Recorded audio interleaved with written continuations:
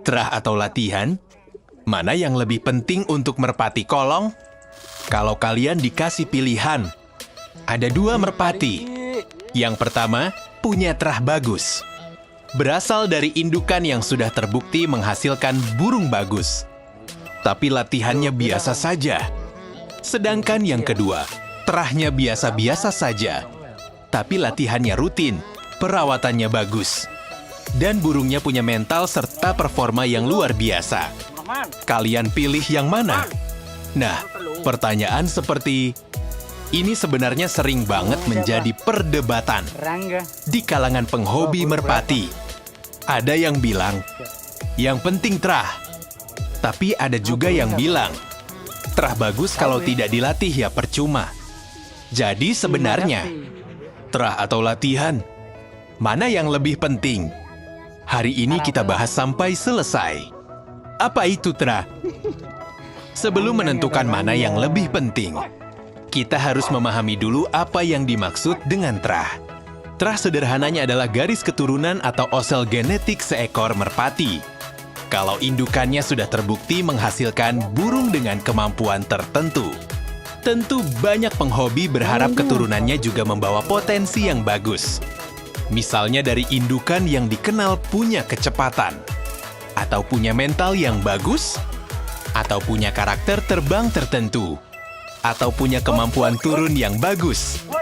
Tetapi perlu kita ingat, trah bagus bukan berarti anaknya otomatis menjadi juara.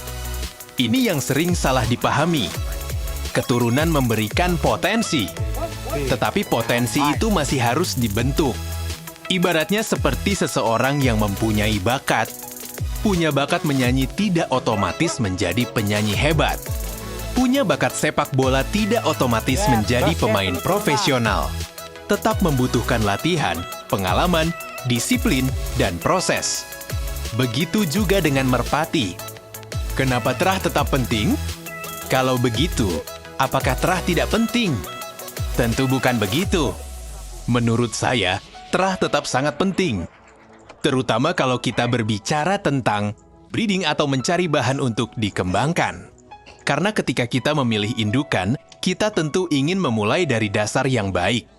Kalau kita tahu indukan tersebut mempunyai riwayat menghasilkan anak-anak dengan kualitas bagus, informasi itu tentu sangat berharga. Tetapi, jangan sampai kita hanya melihat nama besar di belakang burung. Karena terkadang kita terlalu fokus pada, ini anak siapa? Bapaknya siapa? Indukannya siapa? Padahal ketika burung itu kita lihat langsung, performanya belum tentu sesuai dengan ekspektasi. Jadi menurut saya, trah adalah salah satu pertimbangan, bukan satu-satunya pertimbangan. Lalu seberapa penting latihan? Sekarang kita masuk ke bagian yang menurut saya tidak kalah penting. Latihan. Merpati yang mempunyai potensi, bagus tetap membutuhkan proses untuk mengembangkan kemampuannya. Latihan bukan sekadar membuat burung terbang, tetapi bagaimana kita memahami karakter burung. Kapan harus latihan? Kapan harus istirahat? Bagaimana melihat kondisi fisiknya?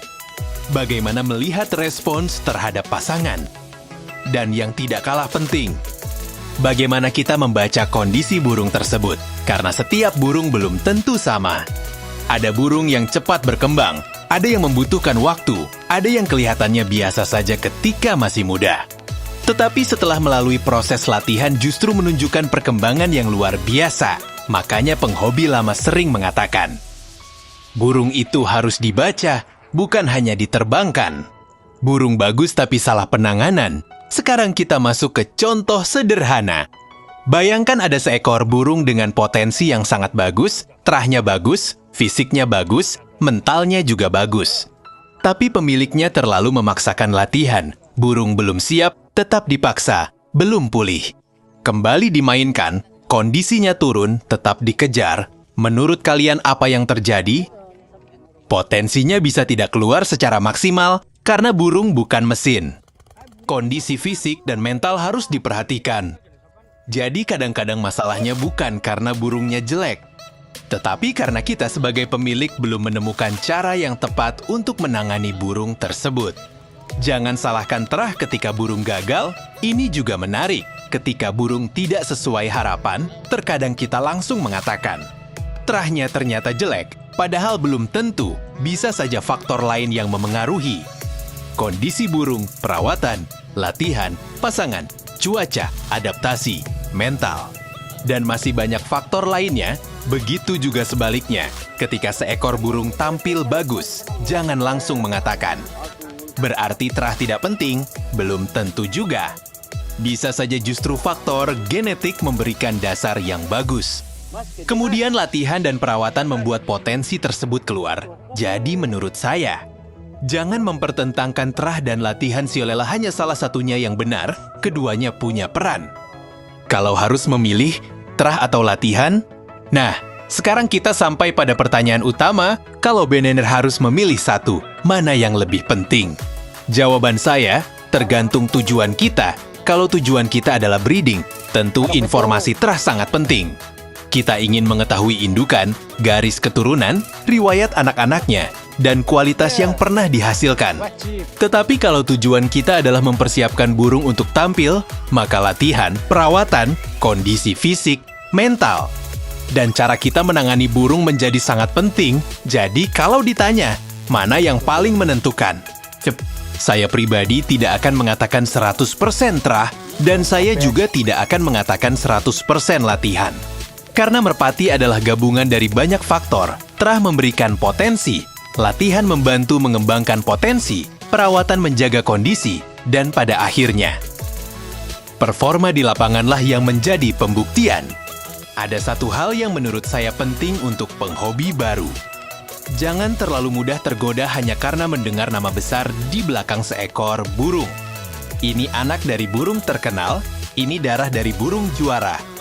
Ini keturunan dari indukan yang pernah menghasilkan burung mahal. Informasi tersebut memang menarik.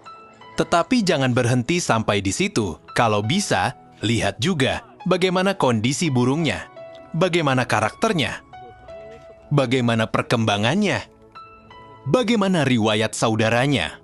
Dan kalau memungkinkan, lihat langsung performanya. Karena pada akhirnya kita membeli atau memelihara burungnya. Bukan hanya membeli cerita tentang burung tersebut untuk pemula. Mulai dari mana? Nah, buat teman-teman yang baru mulai hobi merpati kolong, jangan langsung berpikir harus mempunyai burung mahal. Tidak harus. Menurut saya, justru lebih bagus kalau kita belajar dulu. Belajar membaca kondisi burung, belajar merawat, melatih, belajar memahami giringan, belajar memahami karakter burung. Dan yang paling penting, belajar dari pengalaman, karena pengalaman di lapangan tidak bisa digantikan hanya dengan melihat silsilah atau mendengar cerita orang. Kadang burung yang kita anggap biasa justru memberikan pelajaran yang luar biasa. Dan kadang burung yang kita anggap istimewa justru mengajarkan kita bahwa tidak ada yang instan dalam hobi ini. Kesimpulan, jadi, terah atau latihan, mana yang lebih penting? Kalau menurut saya, jangan pilih salah satu, karena keduanya saling melengkapi. Terah adalah potensi, latihan adalah proses. Perawatan adalah pendukung, dan performa adalah pembuktian. Burung dengan terah bagus tetapi tidak mendapatkan penanganan yang tepat, potensinya bisa tidak maksimal. Sebaliknya, burung dengan terah yang tidak terkenal pun bisa menunjukkan performa yang menarik ketika mendapatkan perawatan dan latihan yang tepat. Itulah kenapa dunia merpati selalu menarik. Kita tidak pernah benar-benar tahu burung mana yang nantinya akan menjadi istimewa, karena semuanya membutuhkan proses. Nah, sekarang saya mau tanya kepada teman-teman penghobi merpati. Menurut kalian, mana yang lebih penting? Terah atau latihan? Tulis pendapat kalian di kolom komentar. Kalau menurut kalian terah lebih penting, jelaskan alasannya. Kalau menurut kalian latihan lebih penting, ceritakan juga pengalaman kalian.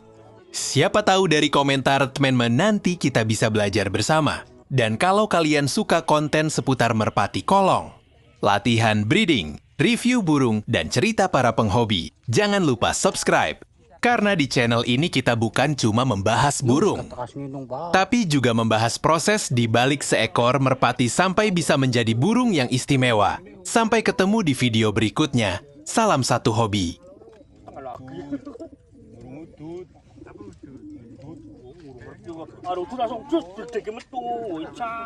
Kali 500 ya.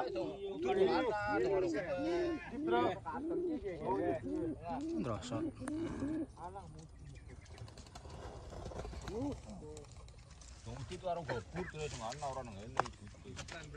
Jangan.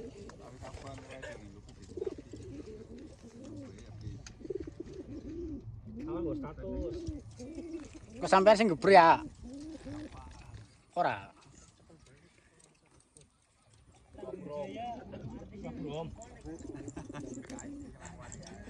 Oi. Tahan gua orang dorong dulu.